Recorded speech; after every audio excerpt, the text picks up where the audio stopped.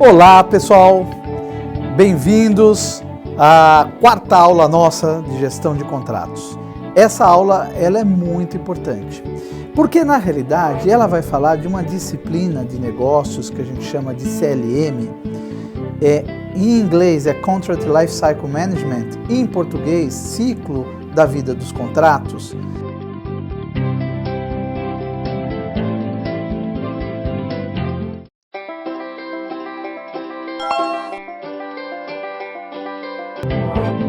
Quando a gente falou em aula passada que o contrato tinha uma vida dentro da empresa, ele nascia da demanda e terminava no seu encerramento, na verdade a gente já estava com boas intenções no sentido de falar para vocês o seguinte: existe para cada contrato etapas e fases que ele passa na empresa, para cada contrato.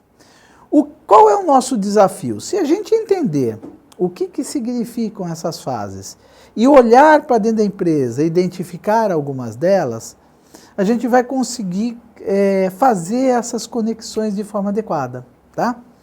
Vamos ver, por exemplo, modelos, né? Por que a gente usa um modelo, e eu estou discutindo um modelo como CLM, como, né, gestão da vida do contrato?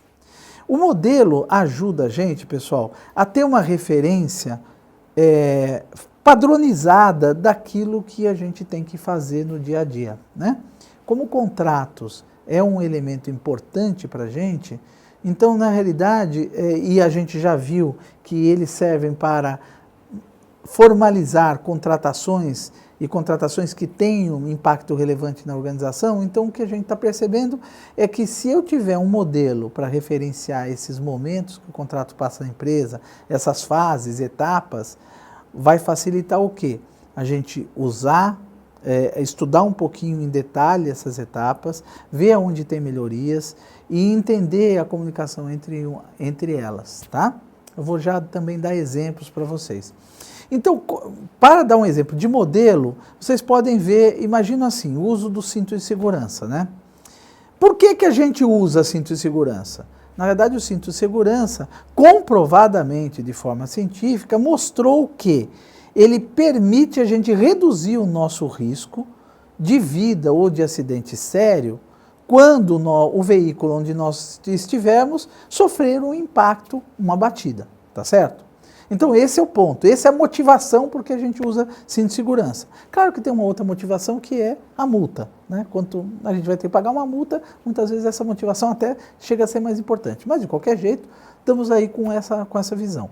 Aí o que acontece? Na realidade, para se usar um cinto de segurança, existe uma regra, né? A gente vai ter que entrar no carro, fechar a porta do carro, passar o cinto sobre o corpo e clicar lá naquele dispositivo. Só assim a gente está, né, adequadamente preso com o cinto de segurança. Isso se nós formos o motorista, o passageiro e as pessoas de trás também têm que colocar o cinto de segurança pela legislação de trânsito aqui no Brasil.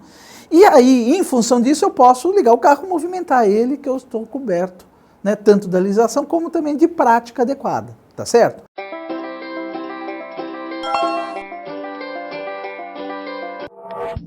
Então este modelo identificou o seguinte: a motivação para usar o modelo e segundo, quais são as regras ou práticas que eu uso conforme o modelo me indica. Então se eu for agora pensar em relação a contratos, eu tenho um modelo, né? Eu tenho um modelo e esse modelo ele está relacionado a determinada motivação que a gente tem, né? Quais são as motivações que a gente tem? Os contratos eles estão sofrendo eles estão mostrando problemas na gestão, né? Eles estão mostrando problemas na gestão de tal sorte que as contratações elas não estão dando aquele resultado que a gente gostaria. E a gente percebe que muitas dessas falhas nas entregas das contratações, que são formalizadas através de contratos, são porque a gestão do contrato não está adequada, né? Em algum momento a gente não está conseguindo fazer aquela gestão adequada. Então qual é a colocação ou o ponto importante? eu tenho uma motivação, parcialmente as minhas contratações não estão sendo entregues de forma adequada, seja para clientes, seja com fornecedores. Ok, esta é a minha principal motivação. Então eu posso estar tendo uma exposição maior a risco, posso estar custando mais ou estão com uma precificação inadequada para o meu cliente, dando prejuízo. Então, essas situações são um grande motivo que eu vejo para o quê? Para buscar uma melhor gestão de contratos. Tá? A padronização das atividades relacionadas aos contratos melhora controles?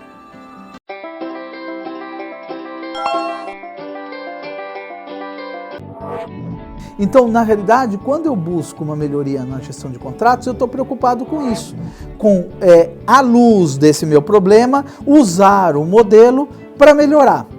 E o modelo é esse que está apresentado na figura, onde esse ciclo apresenta, propositalmente, né, apresenta um ciclo que ele vai continuamente ser passado conforme o contrato. Né? Se a gente olhar no início desse ciclo, no topo dessa figura, que tem a fase pré-contratação, é a fase onde começam, né, as atividades de demanda da contratação, né? Ou as fases de identificação de um potencial negócio com o meu cliente. Né? Essa é a fase de pré-contratação. Feito isso, então eu vou identificar a demanda, ou vou identificar o meu mercado, se for a parte de clientes, vou fazer precificação, ou vou validar a precificação, ou vou validar o meu orçamento. E vou fazer uma coisa importante que a gente vai depois detalhar um pouco maior em aulas seguintes, que é a parte de escopo. Eu vou detalhar as minhas requisições do que eu quero. Isso é um desafio nosso. De tal sorte que aí eu passo para a segunda fase.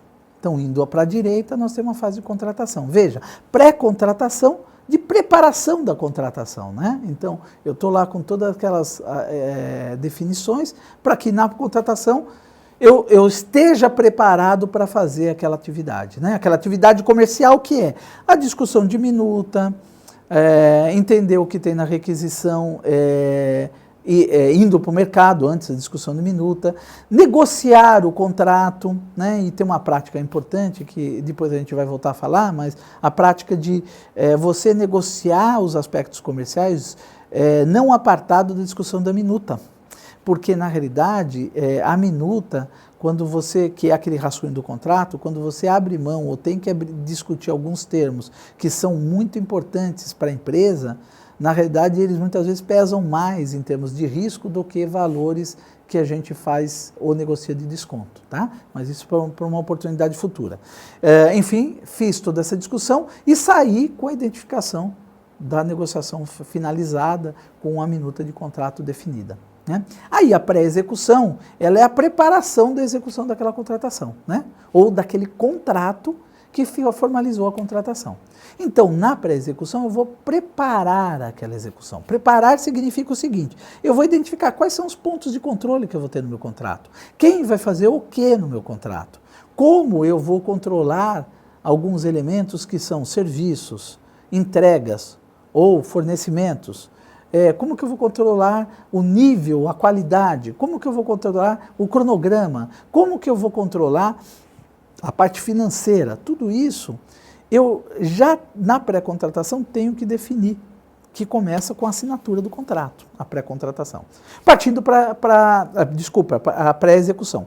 Partindo para a execução. Na execução é a entrega ou fornecimento dos produtos e serviços identificados na contratação. Seguindo ao final para o encerramento do contrato. Encerramento esse que define uma fase importante e que deve ser depois que será alvo de uma aula para a gente identificar só as nuances ou as alternativas de encerramento. Uma coisa importante também, pessoal, é essa fase no meio que chama definições. Em definições, a gente tem vários elementos que estão envolvidos aí, que é procurações, normas, políticas, uma série de elementos que vão influenciar toda a gestão do contrato, né?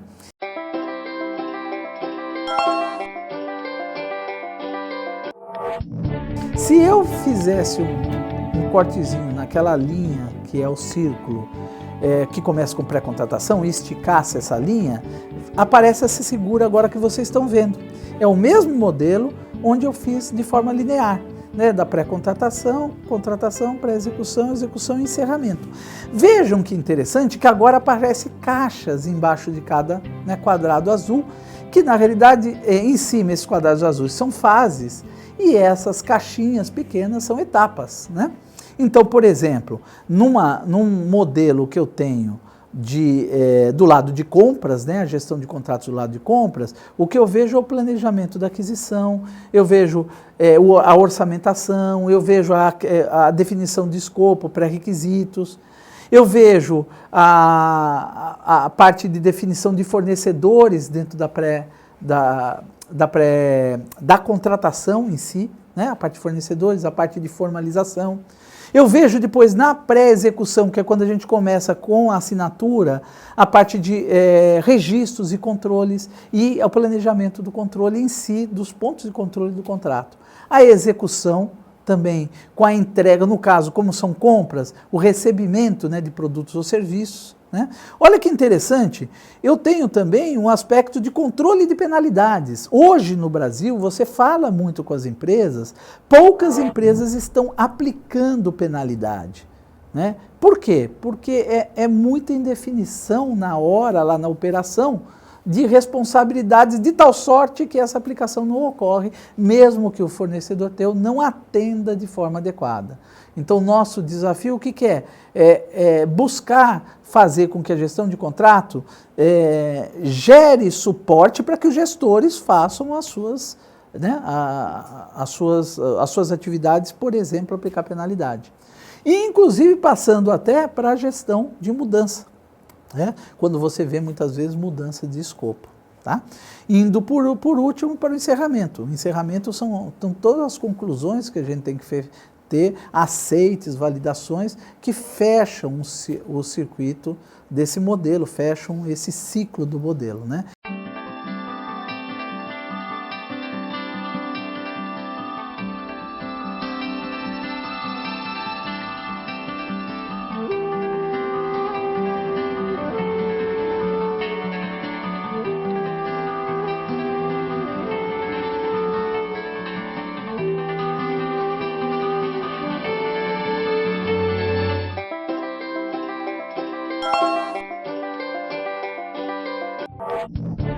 Para vendas é o mesmo modelo, as etapas é que muitas vezes mudam, em vez de orçamentação eu estou preocupado com precificação, né? Em vez de olhar meus fornecedores eu estou olhando os meus clientes, em vez de recebimento de produto e serviço eu estou fornecimento de produto e serviço. Mas no final das contas, a aplicação de penalidades, muitas vezes a aplicação que eu incorro, né? Incorrência de penalidades para com a empresa. Então, exceto essas equivalências de posição, é o mesmo modelo, né? Então, o modelo, de novo, pessoal, é um conjunto de fases e etapas que permite identificar os pontos, os processos, as técnicas, as práticas de gestão de contratos no momento que elas são utilizadas e a correlação entre elas. Isso é muito importante, tanto para o contrato de vendas como para o contrato de compras.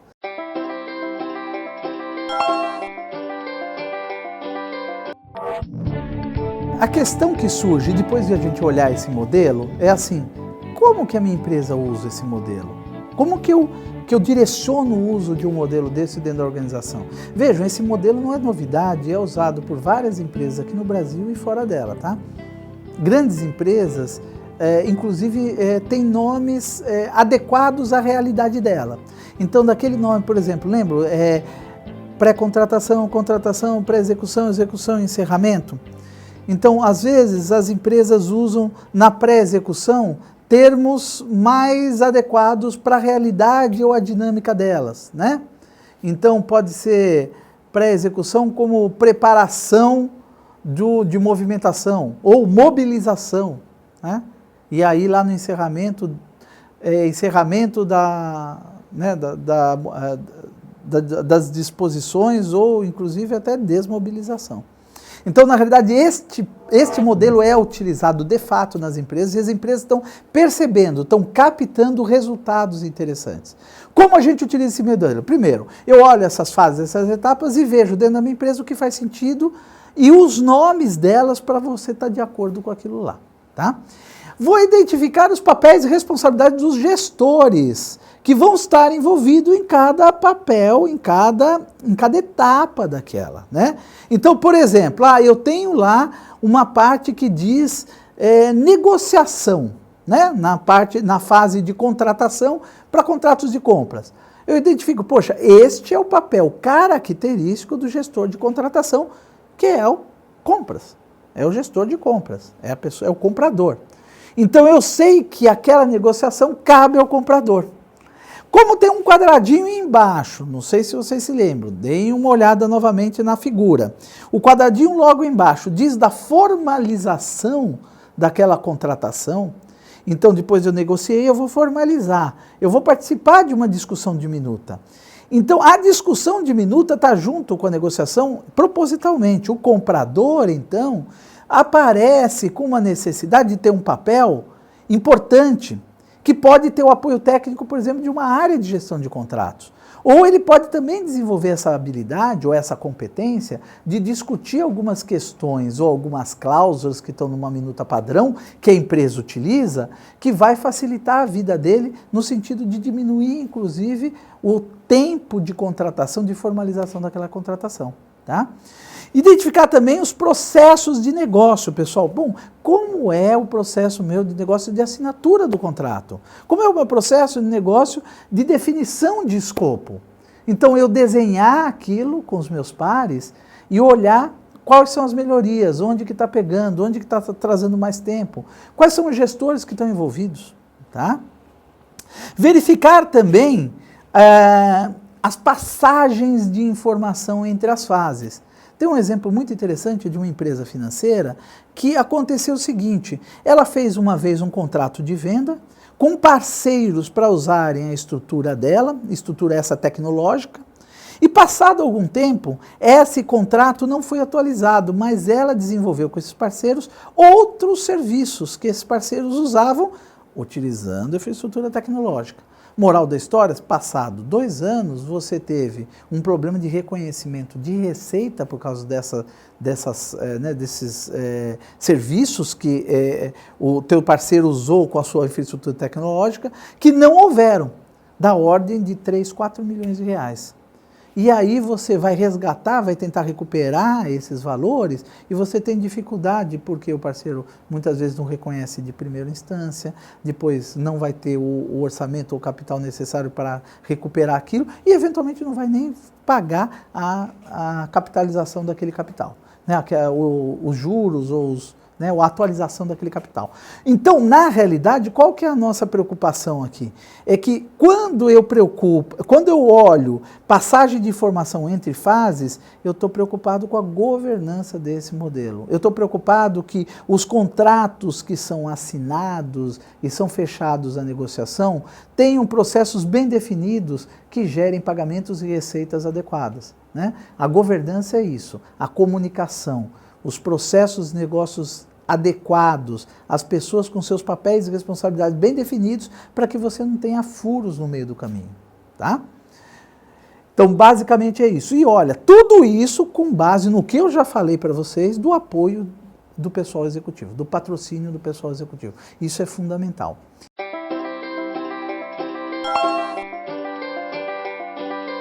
Então, olhando também em termos de papéis e responsabilidades, pessoal, fica fácil a gente entender o seguinte, que quando eu estou, e aí independente do momento se é contrato de compras ou vendas, em pré-contratação, né? Então eu estou formando aquela contratação, eu tenho a participação de áreas, né, fazendo isso, mas eu tenho um envolvimento muito grande, ou devo ter um envolvimento muito grande, de uma figura que a gente vai falar que é o solicitante da demanda. É quem está gerando essa demanda, quem vai gerar isso ou descrever isso para passar por uma fase de contratação. A solicitação dessa demanda, ela tem que ser estruturada, o solicitante tem que entender o que ele precisa fazer, então nós temos oportunidade aí já de cara, e mais do que isso, normalmente, na maioria dos casos, o solicitante, ele acaba, depois da contratação, seguir o seu fluxo, até a execução, ele acaba recebendo ela para cuidar dela. Ele é a figura que a gente chama gestor de contratos.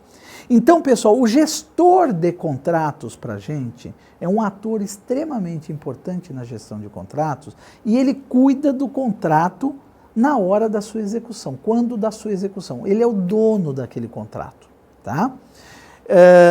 E muitas vezes ele também é o solicitante, né? Não todas as vezes, mas uma boa parte das vezes ele acaba sendo também um solicitante. Então nós temos uma figura do gestor de contratos, um envolvimento muito grande na pré-contratação e depois na pré-execução, execução e encerramento, né? Vejam, né? Eu primeiro preparo, ele participa da preparação, principalmente na questão de escopo, de definição. E depois, a partir da assinatura, ele volta a ter uma participação relevante, né? O gestor de contratação, que é a área comercial, que vai discutir as questões de contrato, ele pode apoiar um pouquinho na pré-contratação, mas é na contratação um grande trabalho dele, né? O trabalho comercial, o trabalho de apoio. E aí a gente também vê uma oportunidade. Por exemplo, para contratos de compras, a pessoa de compras, o comprador faz toda a negociação do contrato, gera assinatura, volta para o gestor de contrato para controlar, aí o gestor, o primeiro problema que ele encontra, ele fala, não, isso é problema de compras, não é comigo. Não é verdade. Esta é uma definição importante que a empresa tem que amadurecer.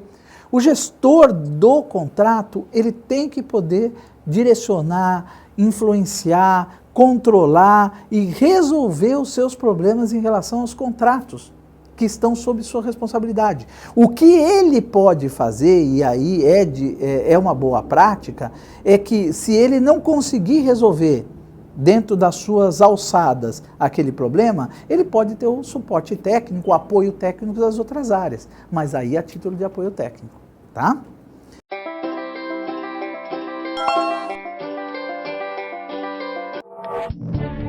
Então, na realidade, a importância que a gente vê na formação dos profissionais que têm essas atividades que eu comentei com vocês, é que eles tenham um desenvolvimento dessas competências que permitam a eles fazer essas atividades. Por isso que a gente falou daquelas competências. Aquelas 7 competências, elas são fundamentais para que os gestores de contratos façam minimamente, executem os seus papéis, estejam cientes das suas responsabilidades dentro desse ciclo da vida do contrato dentro da empresa, tá? Então, é por isso que a base de desenvolvimento das competências para os gestores de contratos é um ponto importante, né?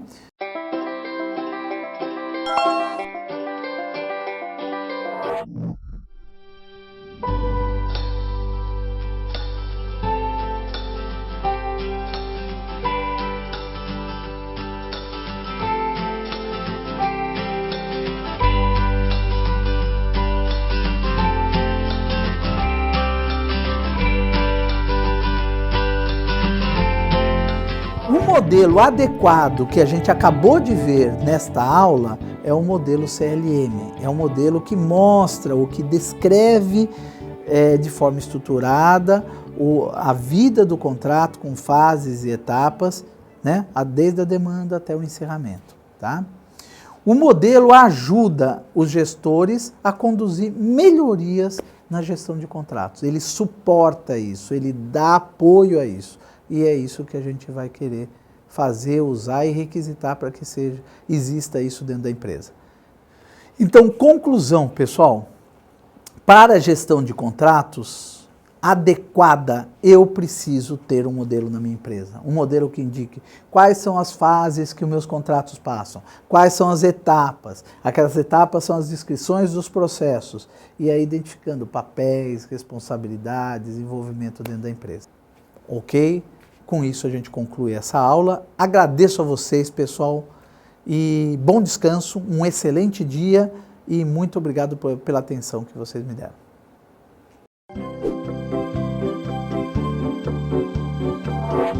Agora, vocês podem olhar esse exemplo que ajudará no entendimento do que vimos.